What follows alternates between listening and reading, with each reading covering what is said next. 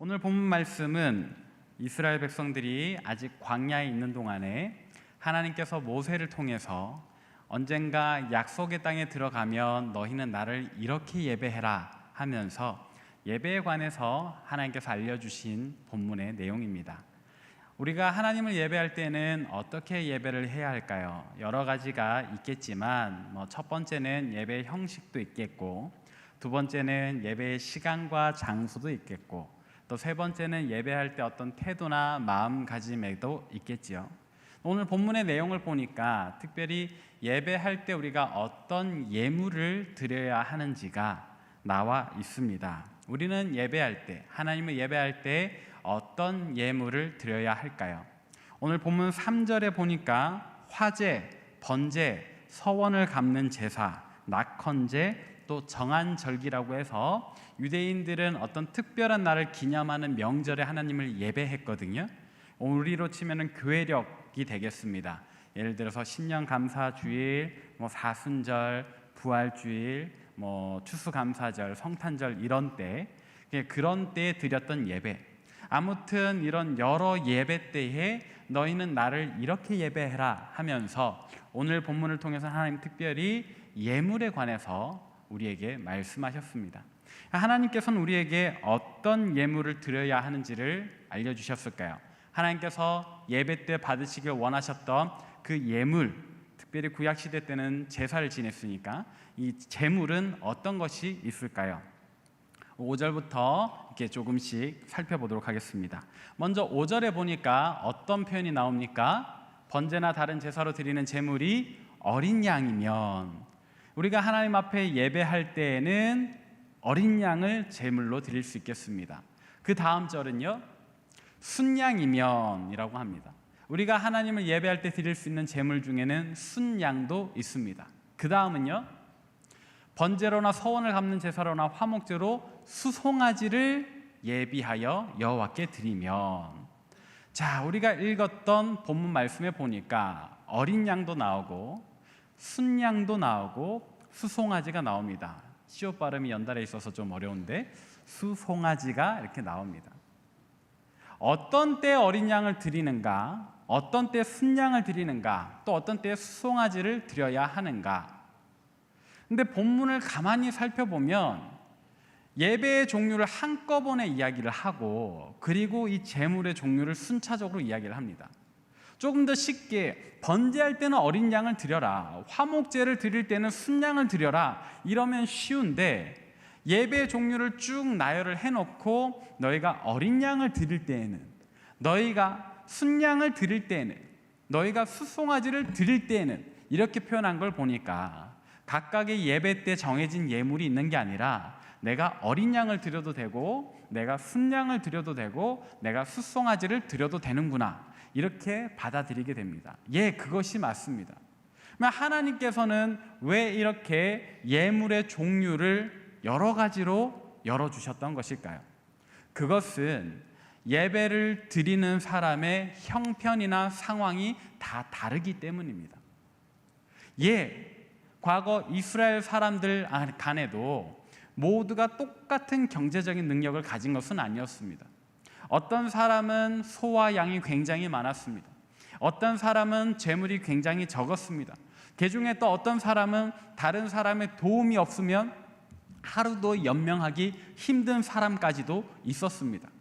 그런데 그런 사람들이 하나님을 믿기 때문에 하나님을 반드시 예배해야 하는데, 또 예배를 하고 싶은데, 만약에 재물이 정해져 있다면 예배하는 사람에게는 어떤 하나님을 예배하는 기쁨이나 감격보다 내가 그 재물 드릴 수 없는 그런 어떤 좌절감, 그런 어떤 나 자신에 대한 실망감 같은 것이 더 클 것입니다. 그래서 하나님께서는 예물의 종류를 여러 가지로 나누어 주셨습니다. 수송아지는 당연히 비쌀 겁니다. 오늘날에도 비쌉니다. 그에 비해서 순양은 조금 더 쌉니다. 어린 양은 가정집에서 조금만 얼마가 모으면은 얼마든지 살 수 있는 정도의 금액입니다. 그러니까 가정 형편이 굉장히 넉넉한 사람들은 하나님을 예배할 때 수송아지를 드리면 되는 겁니다. 그런데 가정 형편이 조금 부족하고 어렵다면 그보다 싼 순양이나 어린 양을 드리면 됩니다.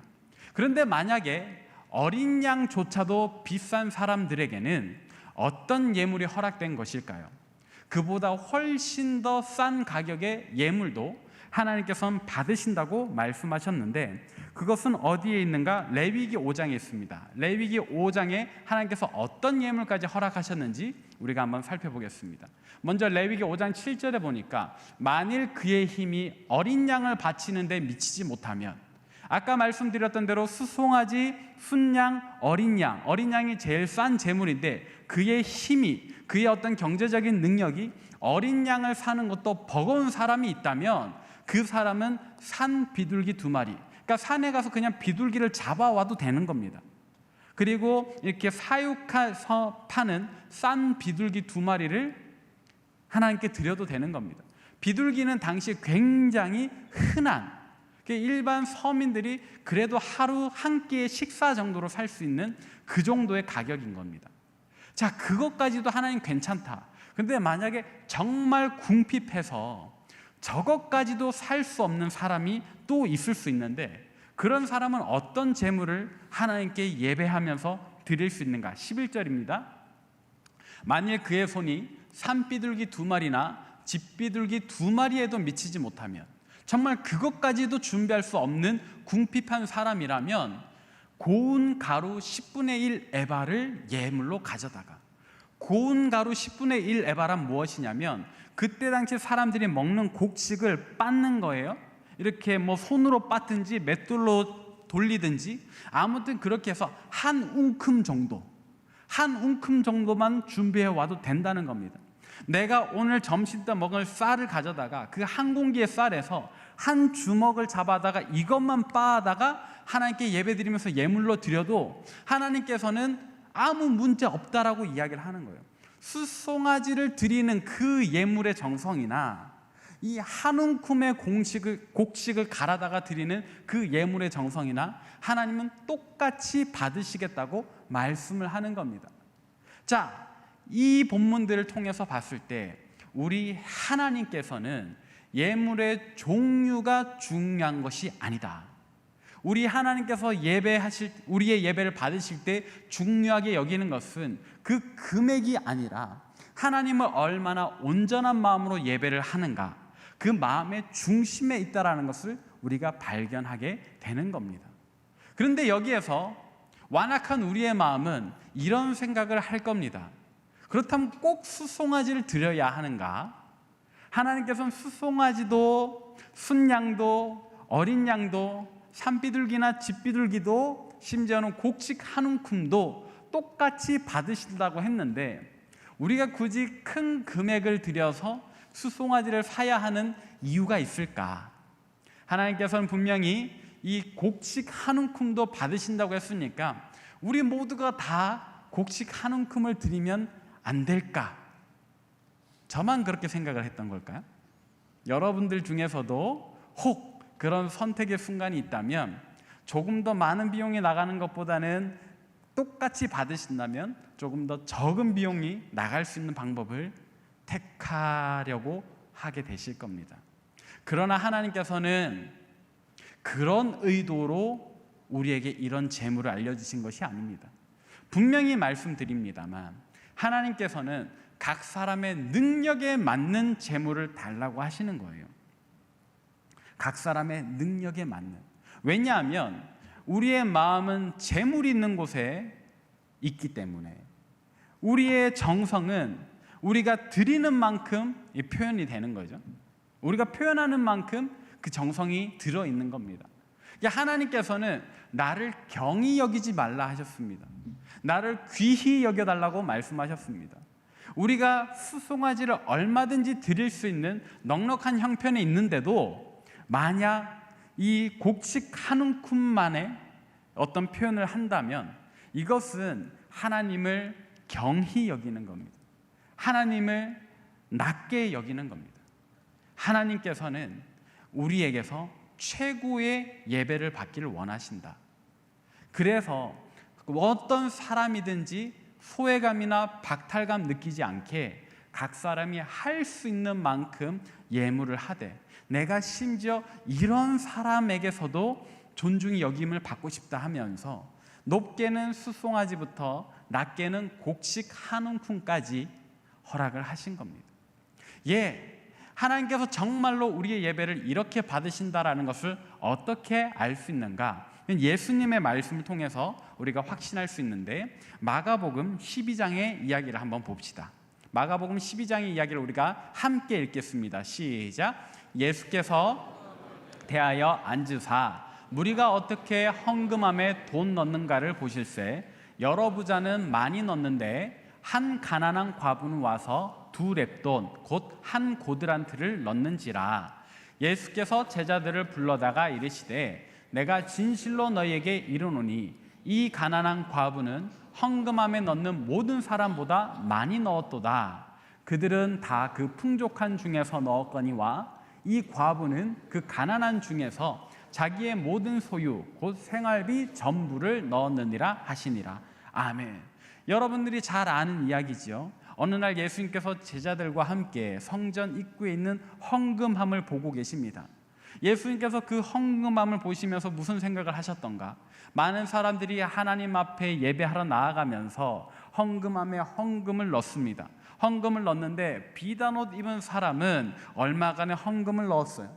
또 그보다 더 부자인 사람, 낙타나 또 소를 데리고 오는 사람도 있었겠죠. 그들 중에 또 어떤 이들은 아까 나왔던 어린 양 또는 순양을 하나님께 예물로 드린 사람도 있었습니다.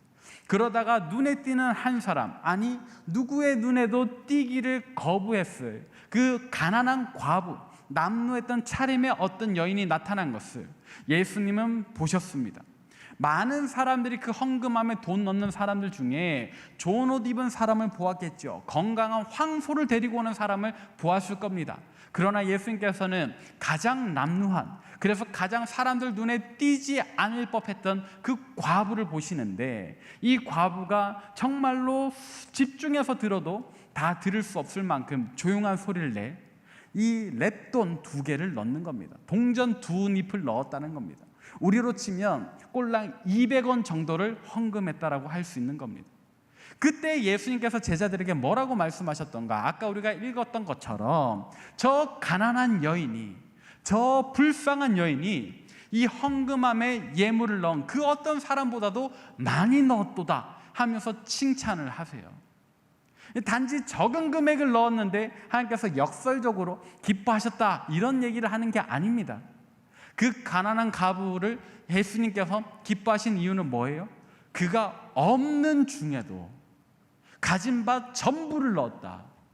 금액이 중요한 게 아니라 그 동전 2잎에 이 여인은 하나님을 온전히 예배하는, 하나님을 온전히 경외하는 그런 마음을 넣었다 이거예요.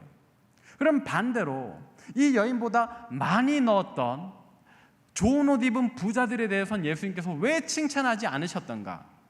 그가 더 낼 수 있는데 적게 넣었기 때문인가? 얼마간 맞고 얼마간 틀린 표현이긴 합니다만 그의 마음은 분명히 하나님을 향해서 더 달려가야 했을 겁니다. 그의 마음은 분명히 하나님께 더 온전히 가야 했을 겁니다. 그러나 그들의 마음은 그러지 않았다. 과부는 없는 중에 불과 동전 2잎을 넣었어도 그의 마음은 온전히 하나님을 향해 있었다. 그렇기 때문에 예수님께서는 그를 칭찬하셨던 겁니다. 그래서 오늘 말씀의 포인트는 2가지입니다. 첫 번째는 우리가 하나님을 예배하되 정말로 온전히 예배해야 된다. 두 번째는 그 온전함을 우리가 어떻게 표현할 것인가. 우리의 수준에 맞게, 오늘 말씀의 제목은 각자의 믿음의 분량에 맞게라고 돼 있는데 우리의 믿음의 분량에 맞게 해야 된다 이 말입니다. 우리가 분명히 더 하나님을 예배할 수 있는데도 불구하고 얼마간의 선을 정해놓고 그 정도만 한다면 하나님께서는 우리의 예배를 기쁘게 받지 않으실 거예요. 좀 어려운 이야기이긴 합니다만 제가 예전에 섬겼던 공동체의 한 청년의 이야기를 하고자 합니다. 그 청년은요, 집이 너무 가난한데 몸이 불편한 할머니를 모시고 살아요. 죄송합니다만 그 청년의 부모님은 같이 살지 않았습니다. 생사를 알 수 없는 상황이었습니다. 이 청년이 어렸을 때는 할머니께서 이 청년을 키웠고요, 이제는 이 청년이 할머니를 모시고 사는 형편입니다. 그 청년이 하는 일은 술집에 와인을 배달하는 일입니다. 이 청년이 예수님을 믿으면서 너무 괴로운 겁니다. 내가 하나님을 믿기 때문에 술을 마시지는 않지만 남들이 술을 마시게끔 돕는 일을 직업으로 하고 있다. 그리고 그런 직업이다 보니까 주일날에도 때로는 일을 하러 나가야 되는 겁니다. 또 그렇게 번 돈이지만 그것도 모자르기 때문에 하나님께 예물 드리는 것이 너무 부담이 된다라고 제게 이야기를 했습니다. 그러면서 그때 제가 전도사였는데 제게 묻는 겁니다. 전도사님, 하나님께 헌금하지 않으면 예배를 드릴 수 없나요? 저는 지금 헌금할 수 있는 형편이 아닌데 하나님께 예배 드리러 나오면 안 되는 건가요? 또 헌금을 할 수 있다 손 치더라도 와인을 배달해서 버는 돈인데 그 돈으로 헌금을 해도 되는 건가요? 이 청년의 마음에는 너무 깊은 좌절감, 또 당장의 생활에 대한 그런 어떤 압박감, 불안감 이런 것들이 많이 있었습니다. 제가 이 청년에게 뭐라고 대답을 했을 것 같습니까? 괜찮다라고 이야기를 했습니다. 지금 너의 생활을 먼저 공개하라고 이야기를 했습니다. 다만 할 수 있는 대로 하나님을 예배하라고, 전심으로 예배하라고만 이야기를 했습니다. 예배 얼마든지 나오라고 했습니다. 헌금 바구니를 그냥 지나치게 될지언정 하나님을 예배하는 그 마음만큼은 온전하라라고 이야기를 했습니다. 여러분, 그래야 하는 겁니다. 우리가 얼마를 드리든지 간에 먼저는 하나님을 온전히 예배해야 한다.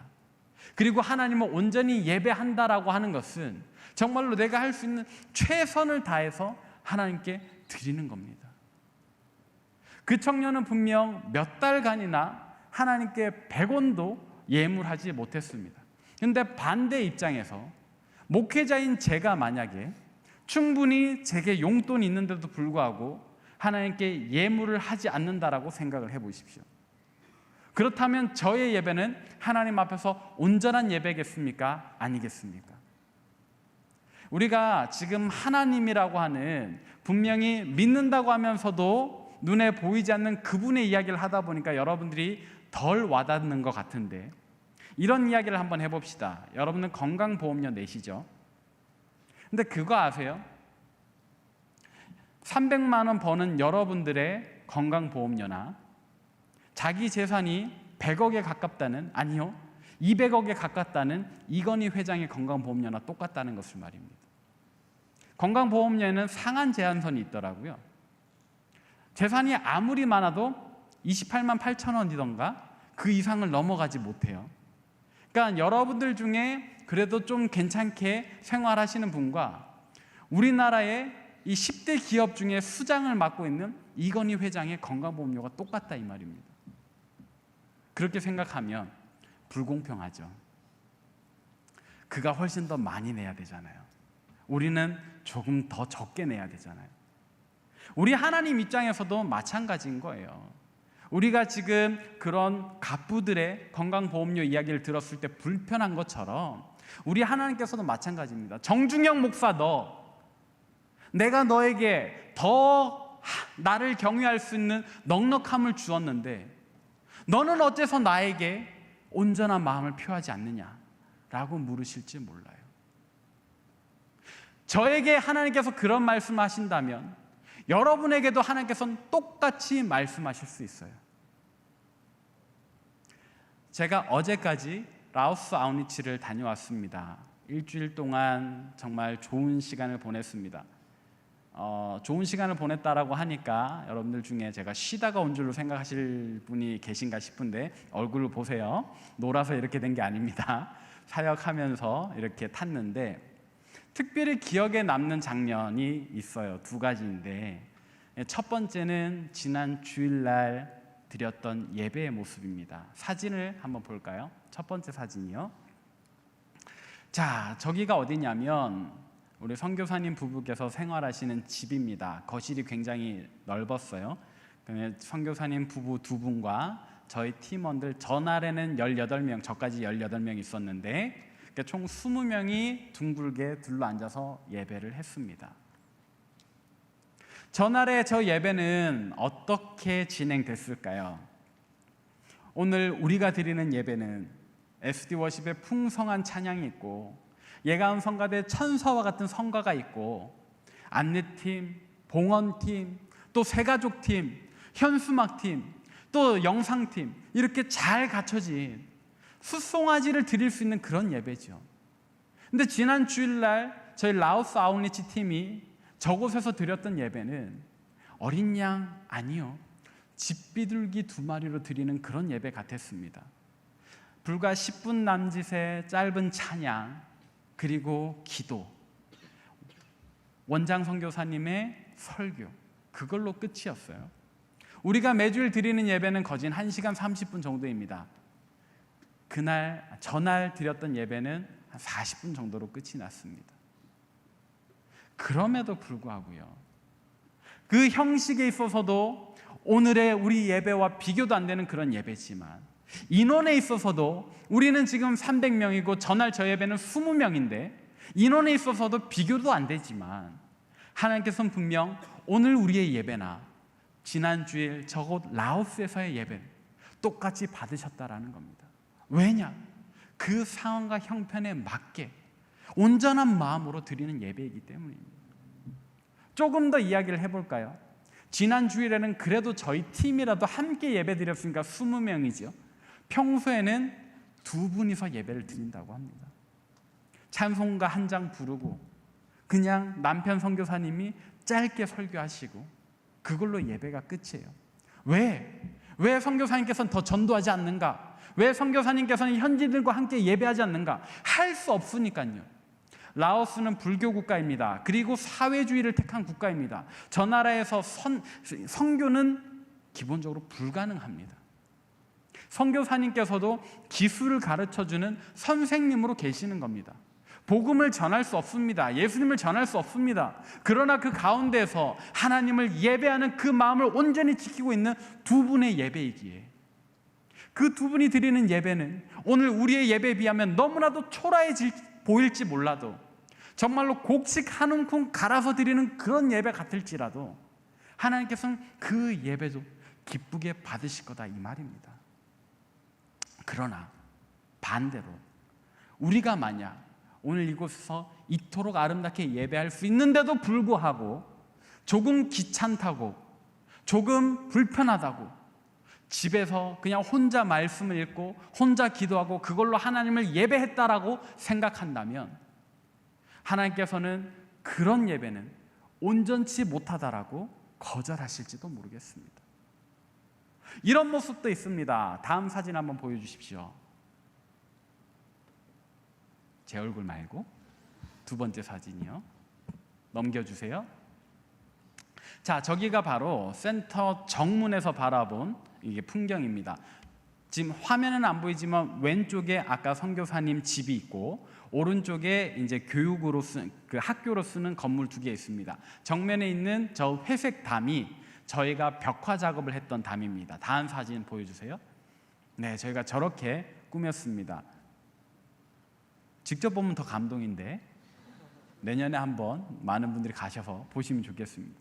자, 저 담을 저희 팀만 칠했느냐? 아니요. 현지에 있는 대학생 친구들이 같이 이렇게 벽화를 그렸습니다. 제가 이제 혹시나 해서 그 친구들 사진을 안 가지고 왔는데, 저 벽화를 그리면서 저희 팀원들과 또 현지 대학생 친구들이 정말 많은 얘기를 나눴습니다. 저 친구들, 저희가 라오스 말을 잘해서 나눈 건 아니고 저 친구들이 한국어와 영어를 굉장히 잘해요. 근데 이제 실험해 볼 대상이 없으니까 저희 팀원들한테 자기가 한국어를 제대로 하고 있는지 영어를 제대로 하고 있는지 확인하고 싶어서 정말 온갖 이야기를 다 했습니다.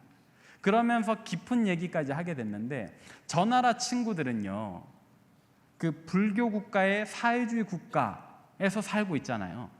그래서 그리스도인이 된다는 것이 너무 어려운 거예요. 왜 어렵다고 말을 하는가? 저 나라에서 그래도 안정적인 직업은 역시나 공무원인데, 공무원이 되려면 꼭 불교 신자여야 한다고 합니다. 그리스도인이 되는 순간 저 나라에서 가장 안정된 수입을 자랑하는 공무원은 될 수 없는 거예요. 그냥 오며 가며 우리가 불쌍하게 여겼던 그런 모습으로 평생을 사는 겁니다. 또 한 가지, 저 나라에서도 우리 젊은 우리 형제들은 군대를 가야 해요. 복무 기간이 1년 6개월입니다. 근데 이 1년 6개월이라는 시간을 대체할 수 있는 방법이 있어요. 그게 뭐냐? 승려가 되는 거예요. 그러니까 군대 갈래, 승려 될래, 이걸 선택할 수 있는데, 그러면 그리스도인이 돼서 군대를 가면 되지라고 우리는 생각할 수 있지만, 아이러니하게도 저 나라에선 군대를 가면 식사를 제공하지 않습니다. 훈련 받으면서 자기 점심값, 저녁값, 아침값을 자기가 내야 되는 거예요. 내 돈 들여가면서 나라를 지켜야 되는 거예요. 우리나라는 밥값을 다 주잖아요. 월급도 주죠. 제가 군대 다닐 때는 이병 월급이 15,900원이었는데 네, 요즘엔 좀 많이 올랐더라고요. 그죠? 그렇게 월급도 받고 밥도 먹는데 저 나라에서는 오히려 내 돈을 들여가면서 군인이 돼야 돼요. 승려가 되면 다 줘요. 밥도 주고 옷도 주고, 물론 승복이지만. 자, 이렇게 되면 어떤 일이 벌어지는가? 만약에 그 군대 가는 청년의 가족 중에 경제 활동이 가능한 사람이 그 청년 한 명이라면 굉장히 심각한 문제가 발생하는 거예요. 이 청년이 심지어 1년 반이라는 시간 동안 경제 활동을 못할 뿐 아니라 그 나머지 가족들이 이 형제의 밥값을 대야 되는 거잖아요. 그러니까 그리스도인이 된다 라고 하는 그 순간에 가족들이 말리는 거예요. 가족들이. 어차피 네가 1년 반 동안 경제활동을 못한다면 승려라도 돼서 우리로 하여금 밥값 대야 되는 그 부담이라도 안겨주지 말아달라고 얘기를 한대요. 근데 만약에 이 청년이 그리스도인이 돼서 승려가 되겠다라는 그 선택지를 없애버리면 군대를 가야 되는데, 군대를 가면 나머지 가족들이 이 청년의 밥값을 1년 반을 대야 되니까 가족들이 반대를 하는 거예요. 그리스도인 되는 것을.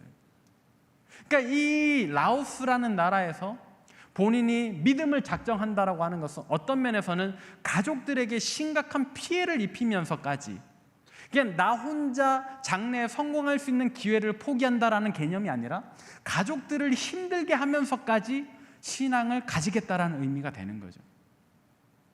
저는 이런 이야기를 들으면서 이런 박해는, 높은 자리에 올라갈 수 없고 가족들이 만류하는 이런 박해는 2000년 전에 로마 제국 시대 때서나 그 초대교회 성도들이나 당했을 법한 박해라고 생각을 했는데, 아니요, 오늘 우리 시대, 우리 주변에서 일어나는 이야기더라고요. 자, 그런 나라에서라면 예수 그리스도를 입으로 시인하지 못해도 하나님에 대해서 궁금해하는 그것만으로도 하나님 기뻐하실 거예요. 실제로 저희가 아까 그렸던 그 벽화의 내용이 창세기에 나오는 1장에 나오는 천지창조입니다.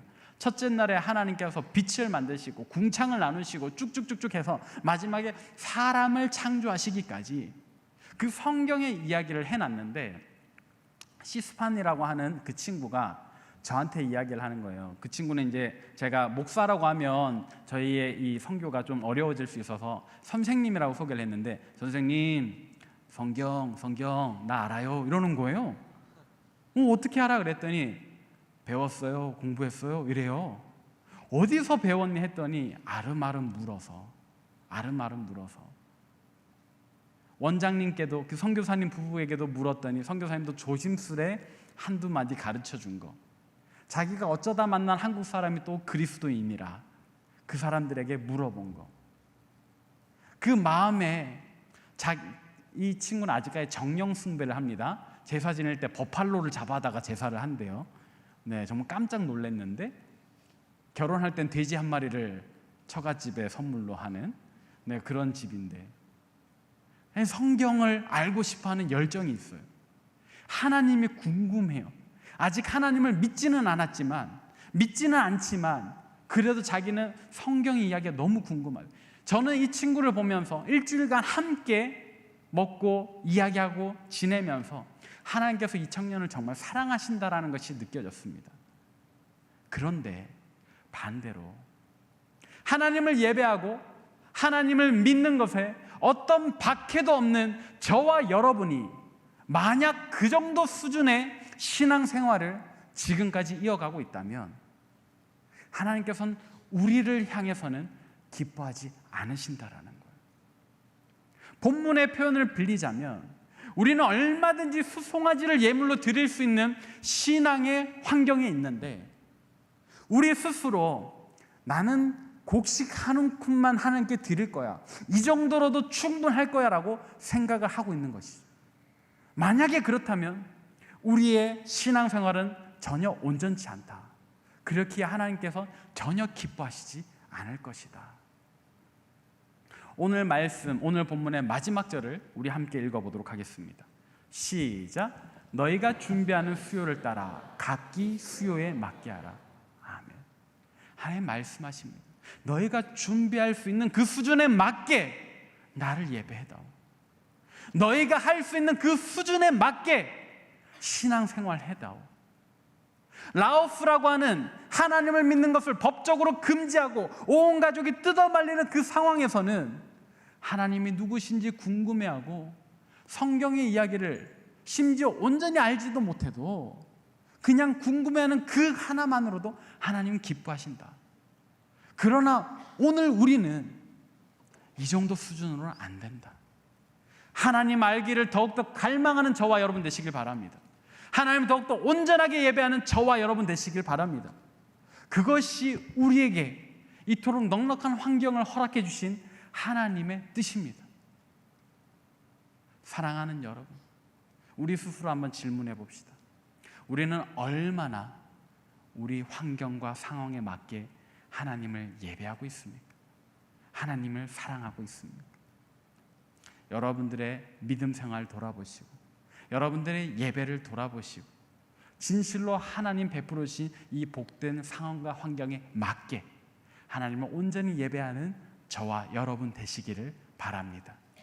우리 그렇게 하나님을 온전히 예배하리라 라는 마음과 정성을 담아서 이 시간 이 찬양으로 주님 앞에 나아가도록 하겠습니다. 주님 은혜를 감사합니다. 오늘도 우리로 하여금 각자의 삶의 자리에서 이곳 하나님 정하신 때와 장소로 나와 하나님이 영화롭게 예배할 수 있게 해주신 은혜를 감사합니다. 하나님, 그러나 우리의 예배 태도를 돌아볼 때, 또 일상 속에서의 우리의 신앙의 모습을 돌아볼 때 과연 우리의 예배 태도와 우리의 모습은 우리 믿음의 분량에 맞았는지를 고민해보니 하나님, 부끄러운 모습도 많이 생각납니다. 주님, 이 시간 주신 말씀을 들으면서 우리의 모습을 돌아보고 우리 믿음의 분량에 맞지 않았던 우리의 태도와 모습을 회개하오니 하나님, 이제는 우리를 변화시켜 주셔서 우리로 정말로 우리 믿음의 분량에 맞게 하나님을 온전히 예배하고 또 일상 속에서 믿음인으로 신앙인으로 그리스도인답게 살아가는 주의 백성들 되게 하여 주옵소서. 하나님, 참으로 우리가 그런 그리스도인들 되길 원합니다. 하나님 보시기 기뻐하시는 복된 그리스도인, 언제나 어디서나 그리스도의 향기를 뿜어내는 아름다운 그리스도인 되게 하여 주옵소서. 또 이 시간 여름 수련회를 두고 주님 앞에 기도하옵나니 하나님, 우리의 상황과 형편을 주장하사 정말로 주님 앞에 모여 함께 기도하고 성령을 받는 그 복된 수련회 하나님 우리로 누릴 수 있게 도와주옵소서. 하나님, 도전하는 청년에게 희망이 있다 하였습니다.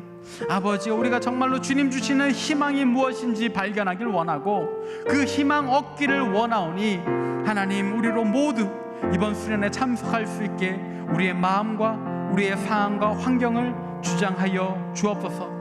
우리의 기도를 들으실 주님을 찬양하고 아버지여, 우리의 기도에 응답하실 주님을 경배합니다. 주여, 역사하여 주옵소서.